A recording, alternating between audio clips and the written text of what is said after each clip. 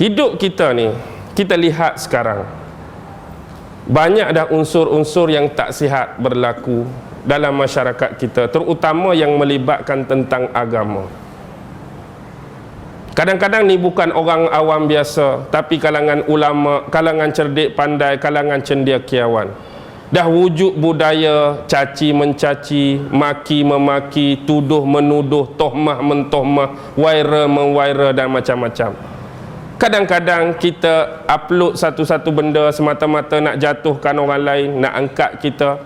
Kadang-kadang semata-mata kita tu nak caci orang tu, nak suruh orang tu jadi orang tak berkeyakinan pada dia. Kadang-kadang kita buat lagu ni nak suruh orang hilang kepercayaan pada dia. Perlu atau tidak kita buat semua benda tu? Yang penting jangan sesekali kita silap sangka dengan orang lain. Kadang-kadang kita menyangka kita lagi hebat, tapi orang lagi hebat. Kadang-kadang kita rasa kita lagi pandai, tapi orang lagi pandai. Penutup malam ni saya nak bawa satu kisah ringkas. Mungkin ada di kalangan kita yang pernah dengar kisah ni. Kisah ni berlaku di Mesir. Dah lama, beratus-ratus tahun dulu. Yang mana dulu hidup seorang ulama besar bermazhab Syafi'i, iaitu Imam Ibn Hajar Al-Asqalani. Pernah dengar tak nama ni? Imam Ibn Hajar Al-Asqalani lah pensyarah kitab Sahih Bukhari yang nama dia Fathul Bari. Tak ada kena-mengena dengan nama orang ni. Fathul Bari syarah Sahih Bukhari. Sahih Bukhari itu hak Imam Bukhari. Syarah dia tu Imam Ibn Hajar Al-Asqalani, seorang ulama besar Mesir bermazhab Syafi'i. Waktu tu Imam Ibn Hajar ni bertugas sebagai imam besar di Masjid Al-Azhar. Sezaman dengan dia seorang ulama tasawuf, ulama sufi yang bernama Syekh Faraghli. Faraghin lam ya, Faraghin lam ya, Faraghli, Syekh Faraghli. Tetapi yang jadi kebiasaan Syekh Faraghli, dia ni ditohmah oleh masyarakat sekeliling kerana dia ni dianggap oleh sebahagian orang sebagai Syekh Sufi. Tetapi pekerjaan dia hari-hari ialah menjual ganja depan pintu masjid. Jual ganja. Tahu ganja? Tahu tak ganja? Jual ganja depan pintu masjid. Masjid pula bukan Masjid Shah Alam, Masjid Al-Azhar. Syekh Faraghli jual ganja depan pintu Masjid Al-Azhar. Satu petang, selepas waktu asar, Imam Ibn Hajar Al-Asqalani keluar daripada rumah dia menuju ke Masjid Al-Azhar. Sebab lepas pada ni nak masuk waktu maghrib. Dah dia imam masjid, dia nak mengimamkan solat maghrib.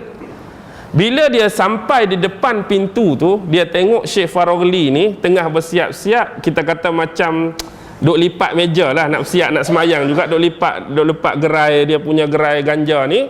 Kemudian timbul lintasan dalam hati Imam Ibn Hajar.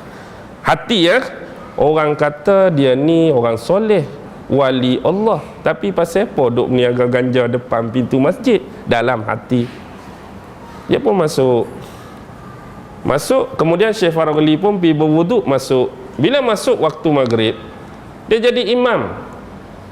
Allahu Akbar, Bismillahirrahmanirrahim.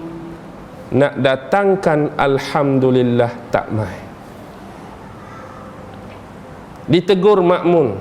Nak datangkan Ar-Rahmanir-Rahim tak mai, ditegur makmun. Sampai ke ayat yang terakhir makmun tegur. Imam Ibn Hajar Al-Asqalani, pensyarah Sahih Bukhari, ulama besar mazhab Syafi'i,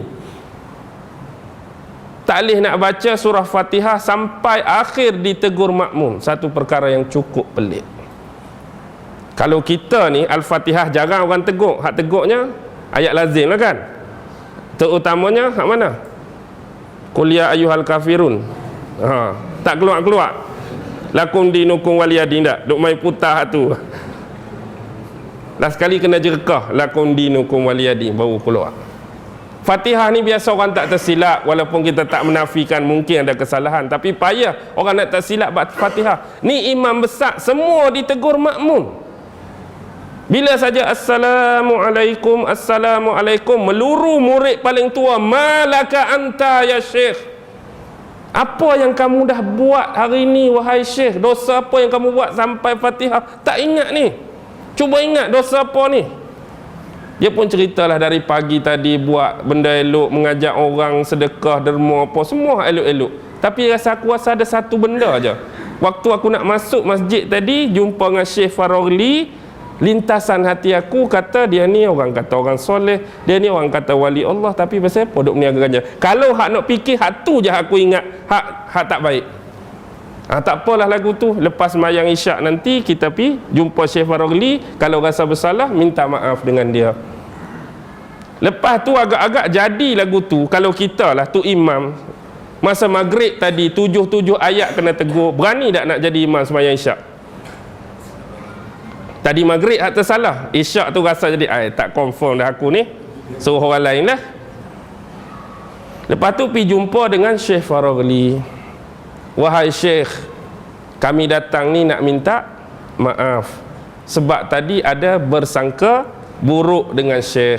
Syekh kata tak apa. Aku dah maafkan kamu.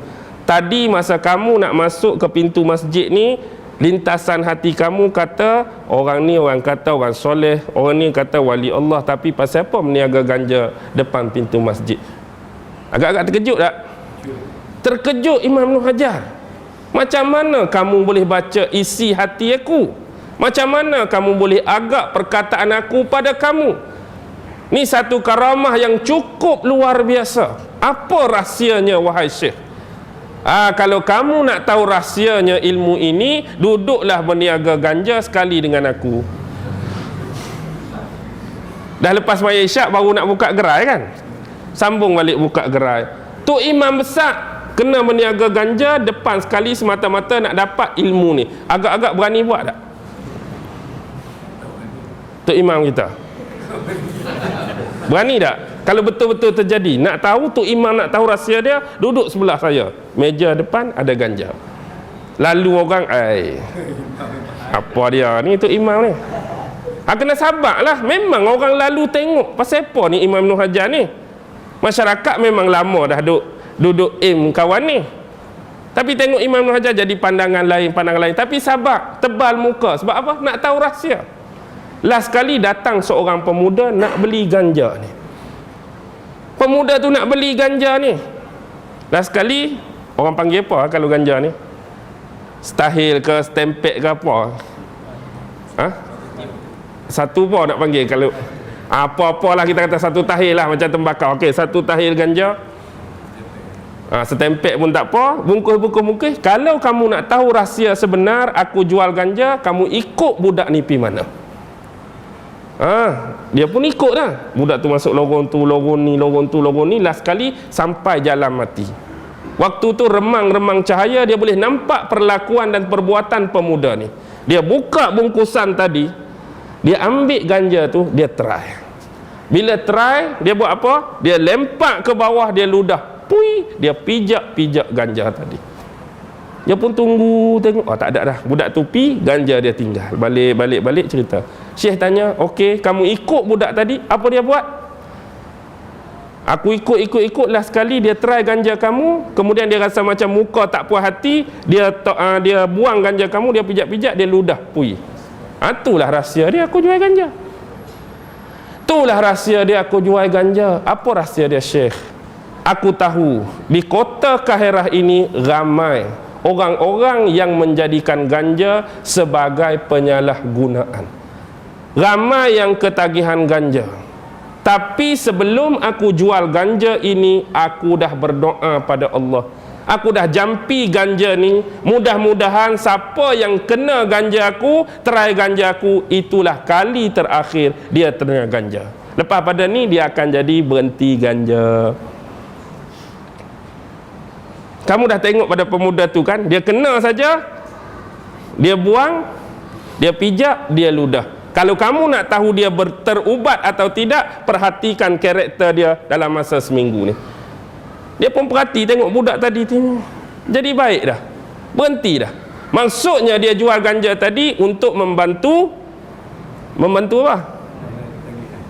Menghilangkan ketagihan ganja, menghilangkan penyalahgunaan ganja. Dia jual ganja untuk berubat orang lain, untuk membantu menyembuhkan orang lain. Tapi sisi ni orang tak nampak. Biasalah cerita-cerita Tok Wali ni dia ke arah pelik-pelik sikit kan. Dia pelik pada orang biasa. Tapi kalau esok ada lagu tu mari depan ni 999 lah. Tak payah kata kalau ikut start cerita tu kita tak boleh ganggu dia ni. Sebab kita nak telefon 99 pun mungkin dia tahu dah hati kita ni. Tak buat ayat, tak payah buat ayat lagu tu lah. Kira 999 mai angkut dengan dia terus. Tak payah nak bawa cerita Tok Wali hak lama. Jangan kacau, jangan ganggu dia. Tak mungkin kalau dia Tok Wali betul pun kita punya persepsi tu lain dah. Kita punya persepsi lain dah. Faham ke tak cerita tadi? Maksudnya apa? Jangan cepat buruk sangka pada orang. Jangan cepat buruk sangka. Walaupun cerita ni agak ni sikit, tapi itulah hakikat yang berlaku kepada kisah kedua-dua ulama besar tersebut.